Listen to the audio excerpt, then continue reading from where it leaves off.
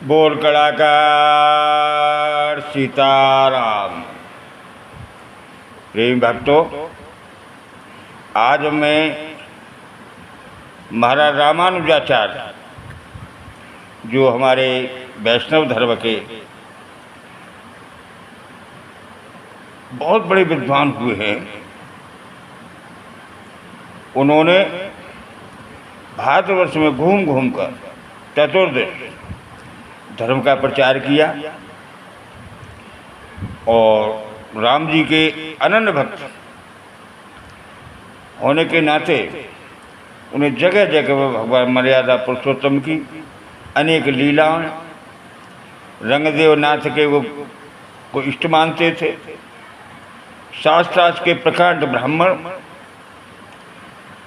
अपनी विद्वता से सामने वाले को निरुत्तर कर देने वाले रामानुजाचार्य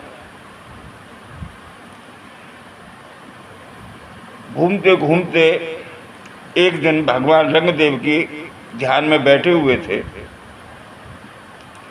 समाधि स्थान पर उन्होंने क्या देखा कि रंगदेव भगवान की पीठ पे एक फोड़ा है। जब भगवान की पीठ पर उन्होंने फोड़ा देखा, उन्हें बड़ा भय हो, भयभीत होके एकदम बड़े निराश हुए और बोले, प्रभु आपकी पीठ पर ये फोड़ा, इसका तो महान दर्द होता होगा, इसका उपचार किया जाए महाराज, ये दर्द सही हो जाएगा आपका। रंगदेव बोले, ये दर्द मेरा सही होने वाला नहीं। क्यों? कि ये मेरे जो घाव है, जो पीड़ा है इस दर्द में, वो किसी और कारण से नहीं है। ये तुम्हारी विद्वता का फल है कि तुम सामने वाले को व्यंग बाणों से विदीर्ण कर देते हो। व्यंग बाण मार के दूसरे को इतनी चोट पहुंचाते हो कि वो सभी चोटें मुझे अपने शरीर पर लेनी पड़ती हैं। और उसी का ये प्रभाव है कि मेरे शरीर में ये पीड़ा है। तेरे व्यंग बाणों से मैं आहत हूं।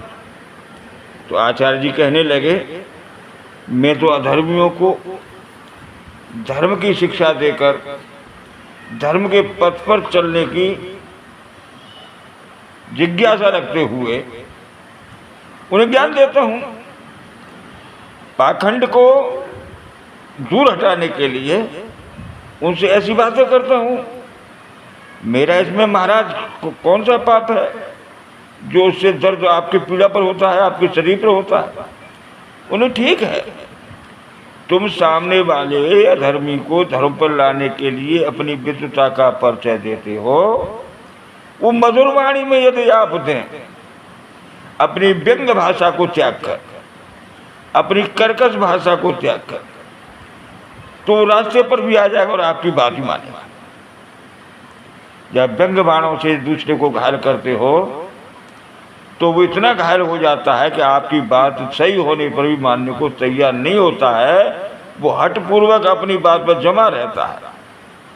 इसलिए वो व्यंग बाणों के अतिरिक्त अब साधारण भाषा में प्रेम पूर्वक उसे रास्ते पर लाओगे तो न उसे दुख होगा, आचार्य जी, न मुझे दुख होगा। कहने का आशय ये है, सत्यम वद प्रियम वद। सत्य बोला जाए तो प्रिय बोला जाए, जिससे दूसरे को आघात न पहुंचे। प्रिय वचन बोलने वाला सदा ही सबका प्रिय हो जाता है। कहते हैं, कागा किसको धन हरे और कोयल किसको दिए। कागा किसको धन हरे और कोयल किसको दे।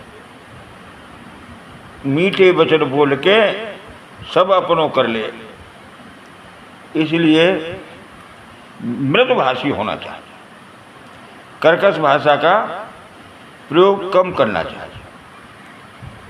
क्रोध में विवेक नष्ट हो जाता है और जब क्रोध आता है तो कर्कश भाषा स्वतः हो जाती है।